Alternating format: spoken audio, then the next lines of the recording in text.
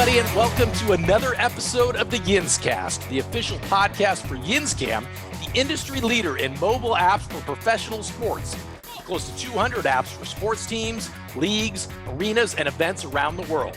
I'm your host, Jeremy McPeak, and I'm excited. Today we're going to be talking some NBA basketball with my friend from the Orlando Magic, one of our oldest clients and also newest clients. So we'll talk a little bit about that story. But Jay Riola, the Senior Vice President of Strategy and Innovation. Jay, you've been with the Magic for, I guess, 13 years, I think. Is that right? Yeah, it's actually a few more than that. It's almost 15 years now, Almost but 15, a while. Okay. A while, right, yeah. I misread the LinkedIn bio, but good to have you on the show. Really appreciate you joining us today. Well, you didn't misread the LinkedIn bio. I probably have not updated the LinkedIn bio, but thank you. Yeah, no, I'm happy. I'm happy to be here. I think it's an exciting opportunity to talk with you and share some of the work that we're doing and how YinzCam plays a role in that. Absolutely. And you're also an adjunct professor at the University of Central Florida, correct? That's right. Yeah, I teach as part of the UCF DeVos Sports Business Management program. I teach a sports analytics course. I'm going into my 6th year doing that. Awesome. And I appreciate that because I was an adjunct professor for Arizona State University and the W.P. Carey School for a year, and maybe doing it again this next fall. So always appreciate professors who are giving back to the young people out there. And talk about your role with the Magic and what we're going to obviously talk a lot about the mobile app, but you oversee a lot of different things in your role. Sure. Yeah. So my role today, I oversee the strategy and innovation team. So that consists of a number of different sub-teams ranging from our data strategy and engineering group to our business strategy analytics team, CRM, digital marketing, innovation, and then even esports and some other like special strategic initiatives that don't have a home necessarily, and we will either work to launch them and roll them into kind of operations at large, or sometimes continue to manage them over time. But it's a pretty cool opportunity, unique role within the organization to be involved in a lot of different areas, and to play a role in kind of helping the organization become smarter across the board. My YinzCast editor, Tony, will be jealous to hear about your involvement in esports. He's a big esports guy. So that's got to be a fun part of the business, I would think. It is. It's an exciting and growing area. So we participate as one of the teams in the NBA's 2K League. Right. We have a franchise called Magic Gaming and built a studio, have 6 players. This will be our 4th year involved in that league, have 6 players that come to Orlando, live here, train in our studio. If they travel to New York or other cities to play their games, or last year we did it all virtually where they played in the studio and competed against the other teams. But it's been a fascinating business to be a part of. It obviously offers an opportunity to engage a different audience than traditional sports does. But because it's also a basketball video game, to stay connected to partners in a way that feels normal for them in many respects. Sure. And YinzCam actually develops the NBA 2K app, so nice little plug for that as well. There you go. So talk about how you're set up, your team is set up. It's very unusual across the NBA that like the mobile app falls under your area. Some teams it's communication, some teams it's marketing, some teams it's digital. Talk about how it's set up with you guys and the team that works on your mobile app. Yeah, sure. What I'll probably do is talk a little bit about the journey that led up to it, because Sure. like other teams we have, and we're very synergistic with those departments. We've had the app over time live in different areas of the business, but today it is managed and activated by our team in strategy and innovation. So just a little bit of backstory. When we opened Amway Center, which was 2010, over a decade ago at this point, which is crazy to think.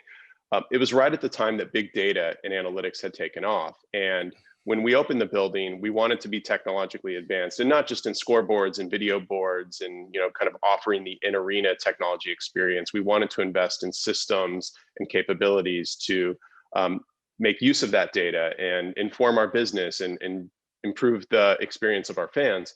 And so we, at that time, built an enterprise data warehouse. We licensed advanced analytics software tools. We grew a staff to really kind of mine the data and plug it into our operations. And so over time, that became more of a driver in who are we engaging with? How are we engaging with those fans? What is the content that we need to deliver to them? And it informed more of our, if you call direct digital marketing communication. So obviously email, website, Ticketmaster account manager. Sure. And in 2015, we leaned in really heavily to allowing the app to be the remote control for the in-arena experience for our fans. So like a lot of teams, digital ticket management, but we also opened the door for concession, in-seat delivery, express pickup. You could buy unique experiences in the app. You could upgrade your seats. And so we did a lot around in-arena utility. And over time, as we've looked at kind of the app as not just the remote control, but also a communication channel that we can message to our fans, we can customize their experience, we felt like that should be informed through data. And so our team, we have a digital marketing division in my department that is responsible for email, website, the mobile app, online paid advertising. And we work really closely with our marketing and our marketing strategy team to make sure that there's a cohesive, synergistic relationship there.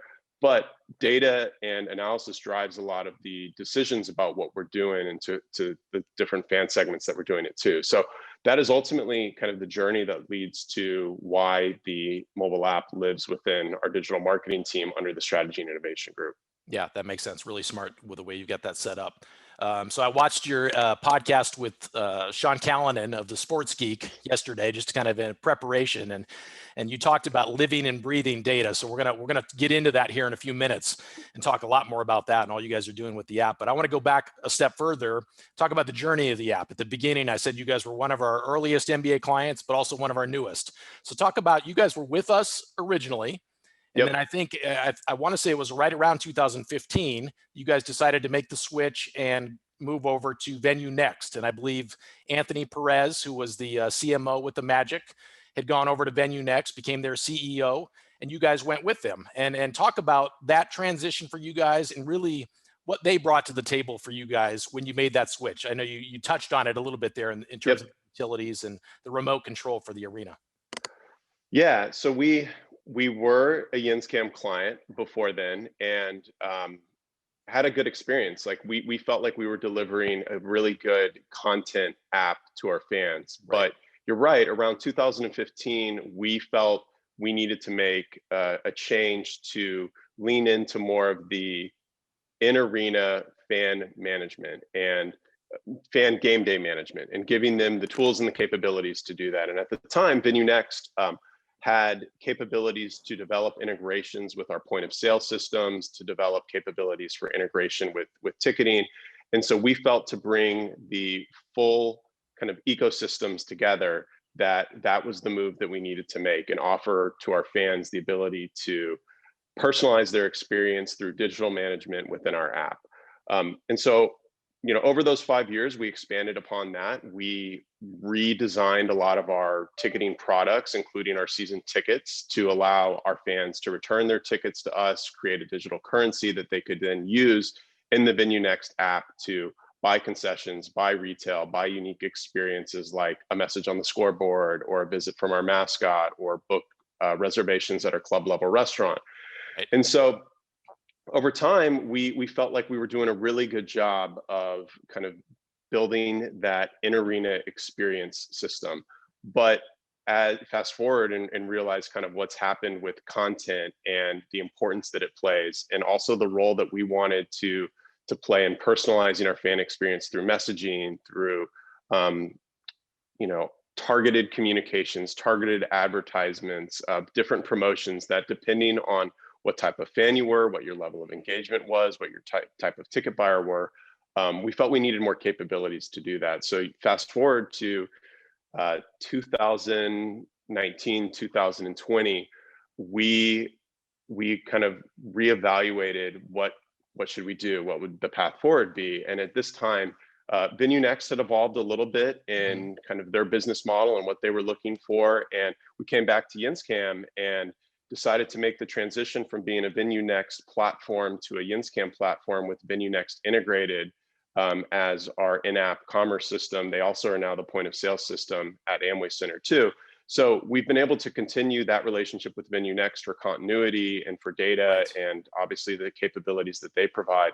But we feel like the move to YinzCam has allowed us to really enrich the content, marketing, and personalization opportunities for our fans, and together have the best of both worlds, that allow the continued management for the in-arena experience, but an incredibly engaging, interactive, deep content experience as well.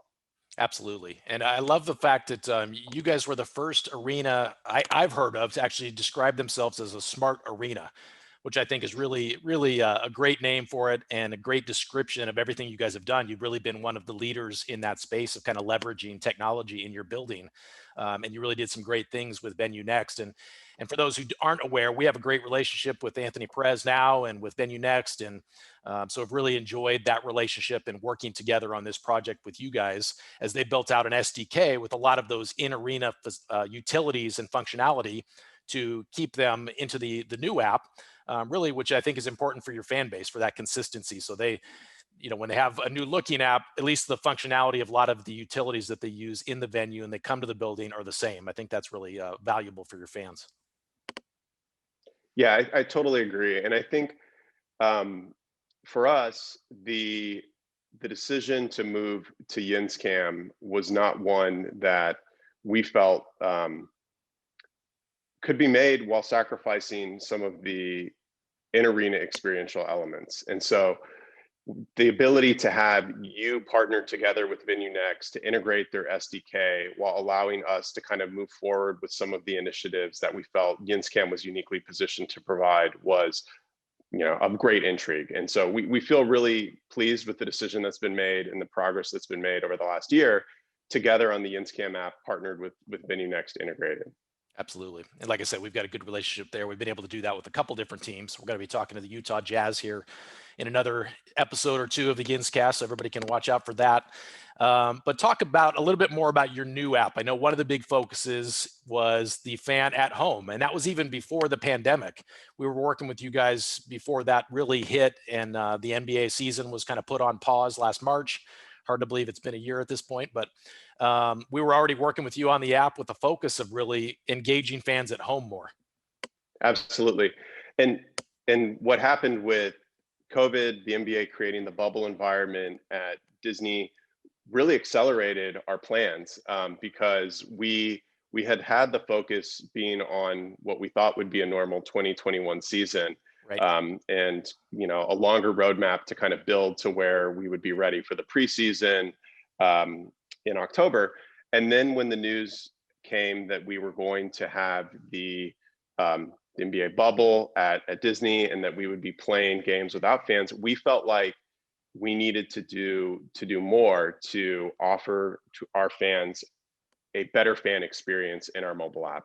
And so the timing, it was obviously just good fortune that we had been talking and moving forward on that roadmap, but ultimately it paid off considerably, because I think what we were able to do was relaunch the app in early July, I believe it was. And, our first games down at Disney World were, I think, in like late July.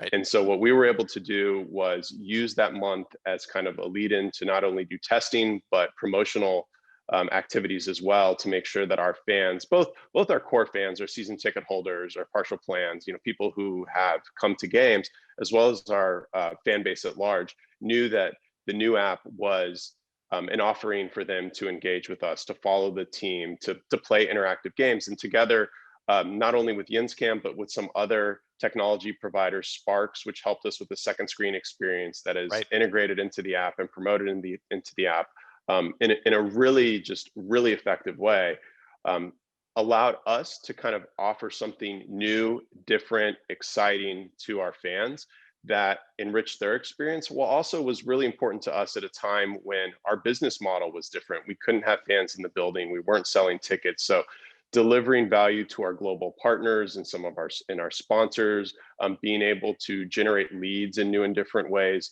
was really important. So we felt very fortunate that we had the relationship with YinzCam at that point, that we were like-minded and on the same page with regard to what we wanted to do, even though originally it was for a normal NBA season. Yeah. And we just accelerated our our development to make sure that things were launched and ready by the time of the NBA restart period.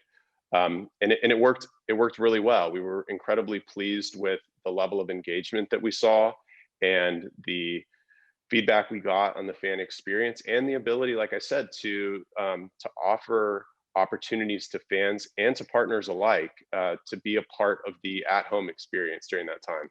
Absolutely. You touched on Sparks, your partnership with them, and that may be something that people who are not YinzCam clients already may not realize. We talked about Venue Next being able to integrate their SDK, but we can integrate SDKs from a lot of different vendors depending on what our clients are looking for. I think we've got close to 100 third-party vendors across all of our different apps. So that's something that I think is unique to us that we can do, and talk about how that integration went and what Sparks brings to the table for you guys. And Magic Vision Mobile, I believe, is what that second screen experience is called, correct? Correct. Yeah. So it's, to our fans, it's named Magic Vision Mobile. On the back end, it's utilizing Sparks platform Right. to basically activate the production around the second screen experience. So it is a trivia and predictive gaming platform where digitally in our app, you mentioned kind of the integration. So we'll promote it via push notification and marketing and ensure fans know, when it's happening, what's happening, what they need to do to get involved.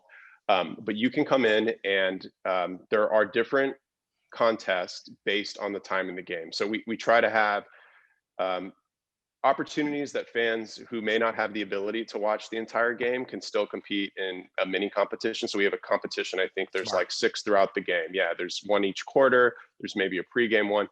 And it's for people who are incredibly knowledgeable in the game of basketball on our team, as well as your fan who may not know anything about what's going on, right? So there's questions around who will be ahead at the end of the first quarter, which team will score the next basket, who will the next foul be called on, and things of that nature. And then there are also questions around Magic, historical trivia and things of that nature. So our content studio within our marketing team just does an awesome job bringing that to life. And it's pretty exciting for us to be able to deliver that experience to fans in the Magic app. And to kind of drive them into that. And we've seen just like incredible engagement with it.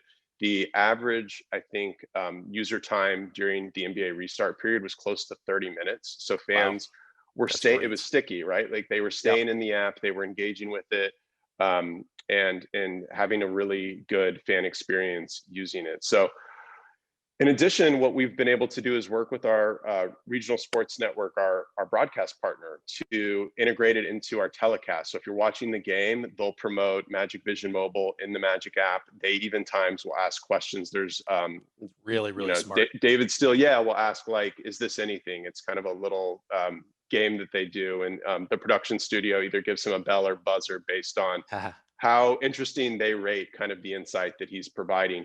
And in Magic Vision Mobile, we'll ask fans like, will David get a bell or a buzzer on tonight's broadcast? So there's been really creative ways that we've been able to tie, different fan experiences together using that tool and delivering it through our app. And so we're really pleased with it. We feel like in a time, again, where there were no fans in the building, it was important for us to get that out of the gate. But we've continued it this season, even as we are one of the few teams that are playing in front of fans at Amway Center. Right. When I got a chance to talk to Allie Anderson on your team in advance of our YinzCast here, and she talked about really a focus on Gen Z for you guys and really having content that the Gen Z audience is going to be drawn to. Can you talk a little bit about that and why that's important to you guys? Yeah, like any organization, but definitely sports organizations, I think we are always trying to be mindful and prepare for the next generation of fans. And clearly in this day and age, having engaging digital properties, engaging digital content is of key importance for that. So there's a number of things that we've done that we will continue to do to try to keep that as a key initiative for us. One was this past spring, we actually engaged the University of Central Florida and a team of students to do a critique of our different digital properties. So our app, our social channels, our website, Great idea. And, some of the feedback we got was you have great content on different social channels, and you should consolidate some of that to fans who may not follow you on Instagram or Twitter in your app so that they're aware of it, and can choose to follow you on those different channels, or can use your app as kind of a consolidation hub for everything Magic oriented. And so some of the feedback that we received from that research initiative, we were able, in working with YinzCam, to deploy when we made the change to our app. And so, those are very tactical, short-term things, but I think we always want to kind of keep an eye on what do our fans want, and how can we best deliver that to them, and how is it going to be nuanced and segmented based on the audience of fan. Because I think, obviously a season ticket holder who has a 32-year tenure with us and has been with us from day one may not have the appetite for the same content that someone who's an 18 to 20-year-old, 30-year-old who is willing to spend a lot of time in our app playing Magic Vision Mobile, playing interactive games. So it is important to us, and we want to be able to deliver something for everyone. And again, I go back to kind of, that was one of the fundamental reasons why we felt YinzCam was a platform that could offer that there was versatility, there was personalization capabilities where we know who you are, you're logging into our tickets or you're signing on into our app. We have information about you that we've acquired, not just through your use of the app, but through all the other systems that you interact with us on. Let's use that information to kind of tailor your experience and deliver to you meaningful content, meaningful messaging, meaningful marketing. Absolutely. And again, we'll talk a little bit more about that here coming up, but I also wanted to touch on the sponsor activations, which you briefly mentioned there, but that's another way to, I think, engage the younger audience with some of those fun interactive things like your Mountain Dew shootout game, your AR filter, some of those other things. And I know you're also going to be launching a partners hub where fans can get a lot of different offers and promotional information from your partners too. Talk about how important that is, especially right now during the pandemic, when you have fans in the building, but it's not a full building. So it's needed to really help fulfill sponsorships. It's incredibly important. Obviously because of the circumstances that we're in, but even beyond that, I think partners and the wants and needs of partners have evolved over obviously the last decade, and probably significantly even more over the last couple of years. And so, we've all heard this, the days of just buying a sign and putting it somewhere into the stadium or the arena or putting it on the broadcast are largely a thing of the past. And partners want to have engaging activations that connect with fans in meaningful ways. Like that's, I think, what sports teams and properties bring to the table. And so for us, we feel like our app and our other digital channels and digital properties can offer that in now really unique and compelling ways. So, I mean, you touched on a couple of the examples. Obviously, Magic Vision Mobile is one where it's really simple to have like tonight's game brought to you by, but some of the pricing comes from that partner. So it could be, a Disney pass. It could be credits on Southwest Airlines. It could be other opportunities that a partner may be able to provide to someone. But then we also have a lot of interactivity. And you mentioned there's face filters, there's other like children's games in our app. We have a Mountain Dew shootout where you can compete basically in like a Pop-A-Shot, but virtually in the app, that we will offer for fans at home. In the arena, you're competing against everyone else in the arena, and it's actually the scoreboard. The leaderboard is on the scoreboard during that timeout. So there's a lot of ways that we try to enrich the fan experience through the app and have partners meaningfully be attached to that in ways that feels organic, non-intrusive, right? And kind of connects to our fan base. And so I think the app is really important for that. And again, I go back to like, what's exciting for us is now we can segment that. So we can tell a partner like, hey, if you have a particular audience of fans that you would most like to feature this to, we can do that precisely, right? Like we can do that in a very targeted manner. And I think that is a unique opportunity that we have. So it's an incredibly important capability and deliverable that our team is asked to provide. And I think I credit our global partnerships department with being very forward thinking, with recognizing the pushing us, but also recognizing all of the opportunities that exist. And we're working to bring a lot of that to life in a very short period of time. You can do such creative and powerful activations for sponsors when you have a good relationship with your sales team, and you guys really work together and coming up with those creative things. And you guys have done an awesome job with that. Let's jump into your passion, data and analytics. You've been touching on it kind of throughout the interview, but talk about really how, in addition to segmenting sponsor activations, how else are you guys using data and collecting data through your mobile app to really leverage that and make a better experience for your fans? Yeah, so it's definitely a passion. I think what is part of the passion too is the application of insights that come through data, right? So like we always talk about, like, the goal of us being a very data-driven organization isn't to just have really cool dashboards that are delivered throughout the organization. That, yes, that is a part of it, but I think even more exciting is the development of new products, the change of kind of different business strategies that we can deploy, thinking innovatively and creatively in a way that's going to offer value to our fans and to our partners, and to other stakeholders in the organization, and how data and analysis can unlock a lot of that. So it is really important to us. We have worked really hard to build an advanced data and analytics infrastructure. As I mentioned, building an enterprise data warehouse, having a suite of software tools we license from a company called SAS that provide for us advanced data capabilities, dashboarding, marketing automation. And we've worked really hard over the last 2 years to basically, in a modernization effort, to whether that's cloud migration, system upgrades, changing of different platforms that we have. But it is a very key component, and we feel a foundational component for what we're able to build a lot of our business and digital strategies on top of. So, that I think is key as well, is to recognize that it enables a lot of innovative, creative value creation. And it's not just like being invested in data and passionate about data for data's sake. It's what I think it offers. Sure, absolutely. Talk about during the NBA bubble, you guys really used that as like an opportunity for you guys. You saw that as an opportunity to really study the data that you were getting through your new launch, the relaunch of your app, and talk about how you took advantage of that during that unique experience.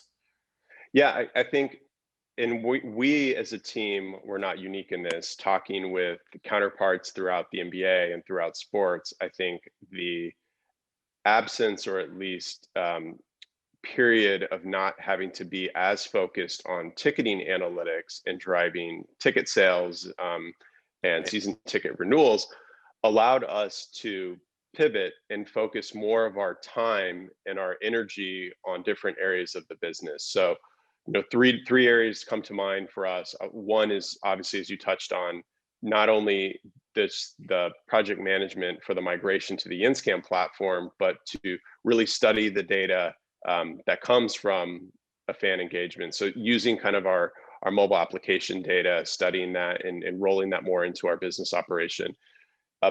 Honestly, doing more with our global partnerships team than we had ever done before. And we had for a long time worked really closely with them on partnership surveys. So our fans aware of our partners. What does their fan affinity look like? Are they more willing to try a partner's product or frequent their location of business? So we had done that for a long time, but going a lot deeper into building fan profiles, into understanding our audiences and how those can strategically connect to them. So that was a second area. And then the third was just social media analytics. Obviously, in a time where fans are not in the building, delivering content is even more important. And so we did a lot to stand up dashboards and new reports to really study these audiences, to work together with them, understanding what some of their key objectives were and how they wanted to measure them, and building kind of reporting and measurement tools for them. So I think that it was an opportunity to take advantage of a time in which a key area, at least for us at the Magic, of our focus in ticket sales and retention was paused to kind of develop our capabilities in other areas. And so we took full advantage of that. And we'll now have that be an even bigger part of our data strategy and business strategy programming going forward. And how are you using data to try and personalize the app more for fans? I know it, I believe that it's helping fans to be able to find things they really want rather than having to really dig for it, correct? Yeah, and it's a delivery system for us in new and engaging ways. So like, thinking about the data view that we've built on, let's just take our season ticket holders, right? You engage with us through Ticketmaster, through our CRM system, through surveys. We probably have demographic data appends on you that either we purchased from a third-party provider, or perhaps you've told us about yourself and your family and your preferences over time. And so we've consolidated all of that into our warehouse. And now what essentially we're building is this single view is best, we've all heard this buzzword over time, right? But kind of a single view of your fan. But if you think about, you've got a row for every fan, and you've got all these columns of data that come from different systems in which fans interact with, and come from different experiences that they have that can inform how you interact with them. It can inform predictions about those customers. And so, the easiest one that most teams today do is retention analytics, trying to predict how likely a season ticket holder or a partial plan holder is to renew their membership from year to year. Right. Over time, like we would, early, a decade ago, we would make those predictions, we would drop them into an Excel file, we would hand them off to our client service team, and we would report on them and just kind of like hope that they were getting used and activated in meaningful ways. And as we adopted our CRM system, as we built a marketing automation engine, we were able to more automatically feed those into, okay, we're going to set up phone calls for the client service team based on the at-risk profile of different accounts, or we're going to send emails to different segments with incentives or messages that are meaningful to them based on what we observe and believe around their renewal. Now we look at the app as another direct to consumer channel where you're a season ticket holder. Maybe we know that you've missed a few games or you have a large Magic Money balance. We can send you a push notification. We can drop a message to your inbox. We can literally launch a splash paid ad when you open the app that says, hey, we've missed you at the last couple of games. Like, here's an upgrade on us. That's awesome. Yeah. And so it's really exciting to us. And I think that, that works complementary to a phone call for a rep. Like we deliver this information directly to the customer. We also let the rep know what's going on and what we're doing and what we're extending so that they can be supportive and kind of back and forth on those types of things. So that, I think, are some of the examples of how data can play a role in personalization. Then there's other more broad stroke opportunities as well. It's like, are you a fan who lives in Central Florida? Are you a fan who lives in Brazil? When you open the app, how should your experience differ based on what we know about you? Even if it's as simple as like you've never logged in to manage tickets or bought anything from concessions, but your geolocation tells us a little bit about you, and we can tailor your experience there. So that's a wide spectrum, but I think it gives a little bit of a taste of what we feel is capable and we're bringing to life through all of the work we've done to build, again, our data analytics marketing automation system, and that is available to us with YinzCam. Right. You're giving a peek into the future, I think, a little bit, but I'm going to, for my last question, ask you a hard one. Look down the road 3 years, 5 years. Where do you think your app is, or where would you like it to be? Hopefully, I'm going to learn something from you here because you're a smart guy. So you can give me some tips. Well, thank you. I do think that it's important for us to continually think about innovating the products that we offer and the experiences that we offer to fans. And I think that the app plays a larger part in that than ever before. So you think about all of these companies during this pandemic that have had to accelerate their digital plans and their digital roadmap. And, we hear whether that's cashless, it's frictionless. The app enables that. And so I think it's really important for us to make sure to a fan that they have a seamless experience, because you've touched on, there are many different technology providers that all have to come to life in what to the fan is a seamless experience. So Yes. we're on a YinzCam platform. We're using Ticketmaster. We're using VenueNext. We're using Sparks. We're using these other third parties. And we want the fan to really not realize that there are different back-end providers for these games. We would love for them to have the ability to like earn loyalty points or rewards through that. They obviously, a fan would expect that the Magic know, regardless of which system I'm in, that it's me and who I am and what's meaningful to me. Exactly. So I think it's really important for us to kind of keep that in mind. And as we, as an industry together, innovate and think of kind of like what is the new age, that we're always thinking about the fan first in many respects and making it easy for them to have an awesome experience with us. So I don't know, it's a little bit more philosophical, but I think that is certainly top of mind for us and many of the other teams. You know, you talked about Utah. We talk with Utah all the time because they have many of the same partner relationships that we do, and they do an awesome job of bringing that together in a unified, seamless experience. And so we're very much thinking the same. You know, the other piece, and this is maybe not as much app specific, but I do think it's important. I'm a big believer in flexible ticketing. We've done a tremendous amount of work at the Magic to introduce flexibility into all of our different ticket products, whether that's season tickets, partial plans, flex banks, passes. I think that is going to be of growing importance. We've obviously learned now that because of COVID, games are easily rescheduled all the time, or frequently rescheduled all the time.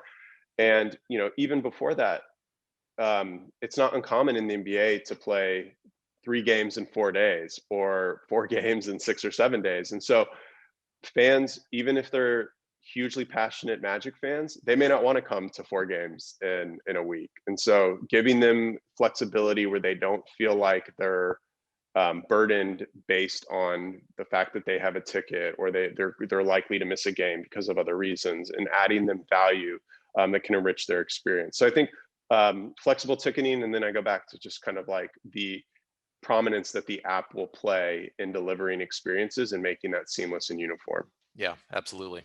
Well, for everybody watching, if you want to learn even more about the Orlando Magic app, visit orlandomagic.com. My good friend, old friend, I got to give him a shout out. Dan Savage just wrote an awesome article all about your He app. did. Really long, in-depth article talking about all the different partnerships and working with YinzCam and VenueNext and everybody else. So fans, check that out. And Jay, I can't thank you enough for taking the time right now during a busy part of the year as you guys are up and running again to join us and share your insights into the app and analytics and data. Really appreciate you coming on. And I know that Priya wanted me to pass along your thanks just for entrusting us to work with you on this project. We're so proud to have you guys back in the YinzCam family, and love what you guys have come up with and we've worked on together for the Orlando Magic fans. Well, thank you so much. We appreciate it. We're happy and excited to be partners and proud of the work that we're doing and will continue to do going forward. So thank you so much. Absolutely. Thanks, Jay.